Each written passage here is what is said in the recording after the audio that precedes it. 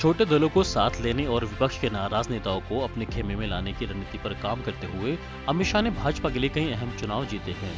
इसमें लोकसभा चुनावों से लेकर उत्तर प्रदेश और असम तक के राज्य भी शामिल हैं। लेकिन इस बार उनकी इस रणनीति पर काम करते हुए अखिलेश यादव ने भाजपा खेमे के सामने मुश्किलें खड़ी कर दी हैं। पश्चिम यूपी में आरएलडी नेता जयंत चौधरी को साथ लेकर वे जाट लैंड पर पहले ही भाजपा की मुश्किलें बढ़ा चुके हैं और अब वे पश्चिम यूपी के दूसरे दलों के नाराज नेताओं को अपने पाले में करने की कोशिश में लगे हुए हैं। इससे आने वाले दिनों में पश्चिम यूपी में सपा की स्थिति काफी मजबूत हो सकती है और भाजपा के लिए मुश्किलें बढ़ सकती हैं। सपा के एक वरिष्ठ नेता के अनुसार भाजपा सहित कई अन्य दलों के नेता पार्टी के संपर्क में हैं।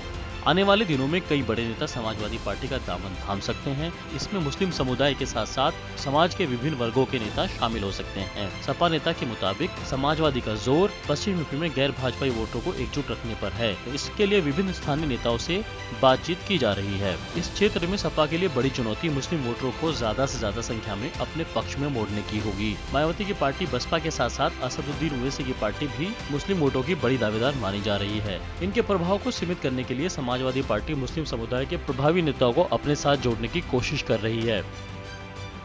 अखिलेश यादव पिछले दिनों कई मुस्लिम धर्मगुरुओं के साथ बैठक कर मुस्लिम समाज को अपने साथ लाने की कोशिश कर चुके हैं। वहीं सहारनपुर के बड़े गद्दावर नेता इमरान मसूद कांग्रेस छोड़कर समाजवादी में शामिल हो चुके हैं। अगर सपा की ये कोशिश कामयाब रही तो इससे पार्टी की पश्चिम यूपी में संभावनाएं बेहद मजबूत हो सकती हैं, जिसको पार पाना भगवा दल के लिए आसान नहीं रहेगा। यूपी विधानसभा चुनाव के पहले चरण में पश्चिम उत्तर प्रदेश के 11 जिलों की 58 विधानसभा सीटों पर वोट डाले जाएंगे। भाजपा नेता अमित शाह को इस मोर्चे पर लगाया गया है। उनके ऊपर जाटों की नाराजगी कम करते हुए पश्चिम उत्तर प्रदेश में पार्टी की पैठ मजबूत बनाने की जिम्मेदारी है। अमित शाह ने पश्चिम यूपी के नाराज जाटों को दोबारा पार्टी से जोड़ने के लिए हरियाणा और राजस्थान के जाट नेताओं को महत्वपूर्ण जिम्मेदारी सौंपी है। वे अपनी रोटी बेटी की पारंपरिक संबंधों के आधार पर जाटों और खाप नेताओं को पार्टी के पक्ष में जोड़ने की कोशिश में जुटे हैं। जाट युवाओं के लिए सेना में नौकरी बड़ा आकर्षण का केंद्र रही है। बड़ी संख्या में यहाँ के युवा सेना में विभिन्न पदों पर काम कर रहे हैं। केंद्र सरकार ने सैनिकों का मानदेय बढ़ाकर और वर्षों से अटकी OROP योजना का लाभ देकर सैनिकों का मनोबल बढ़ाया है। इसका लाभ यहाँ के अनेक सैनिक परिवारों को मिल रहा है। भाजपा जाट नेताओं के साथ अपनी मुलाकातों में इन मुद्दों को प्रमुखता से उठा रही है।